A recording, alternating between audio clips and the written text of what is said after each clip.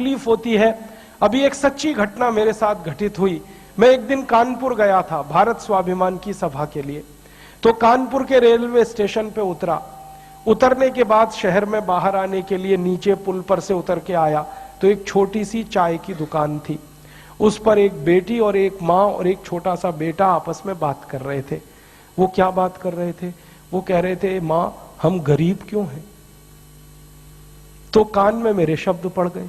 मैंने कहा ये इस तरह का प्रश्न कोई अपनी माँ से पूछे तो मुझे लगा ये कोई साधारण लोग नहीं है, कुछ तो इनमें असाधारणपन है। चल के पूछा जाए कौन लोग हैं, परिचय लिया जाए। तो मैं गया उस दुकान पे, मैंने पूछा आप लोग कौन हैं? तो उन्होंने कहा कि हम तात्या टोपे के परिवार के लोग।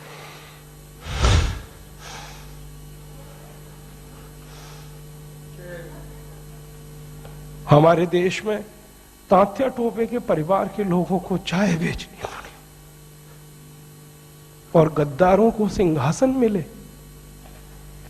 ऐसा ये देश हो गया। जिन लोगों ने तात्या टोपे को मरवाया था वो इस देश में मुख्यमंत्री रह चुके हैं, आपको मालूम है। और एक एक राज्य के नहीं, दो दो राज्य के मुख्यमंत्री रह चुके।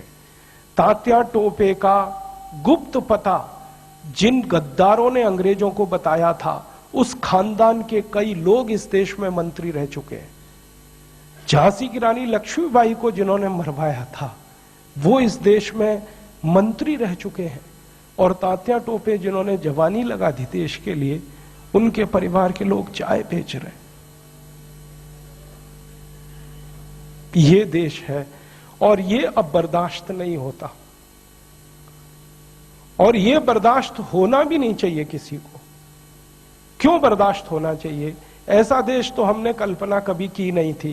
तात्या टोपे ने कभी कल्पना नहीं की थी कि ऐसा देश बनेगा। ये झांसी की रानी की कभी कल्पना नहीं थी, चंद्रशेखर की कल्पना नहीं थी।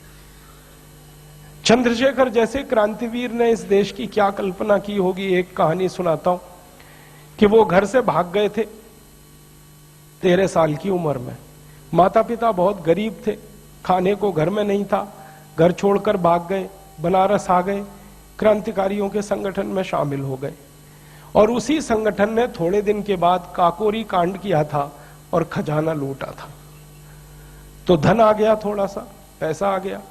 तो चंद्रशेखर को उनकी मां और पिता का संदेश आया कि जो पैसा तुम्हारे पास आया है इसमें से कुछ हमें भी दे दो, हमारी गरीबी में काम आएगा। तो चंद्रशेखर अपने माता पिता के पास गए थे और एक ही उत्तर दिया था कि मेरी रिवॉल्वर में 2 गोलियां हैं, पैसे तो दे नहीं सकता, ये दोनों गोलियां दे सकता हूं। ऐसा देश चंद्रशेखर का, ऐसा देश तात्या टोपे का अब लुट रहा है। तो फिर क्या करना चाहिए? तो मुझे लगता है कि अब फिर कोई दूसरी बड़ी लड़ाई की तैयारी करनी चाहिए। एक लड़ाई उन्होंने लड़ी, तात्या टोपे ने, झांसी की रानी ने, चंद्रशेखर ने, अब दूसरी लड़ाई हमें लड़नी पड़ेगी। इसके बिना कोई रास्ता नहीं। और ये दूसरी लड़ाई का ही अभियान है जिसको हम भारत स्वाभिमान कहते हैं।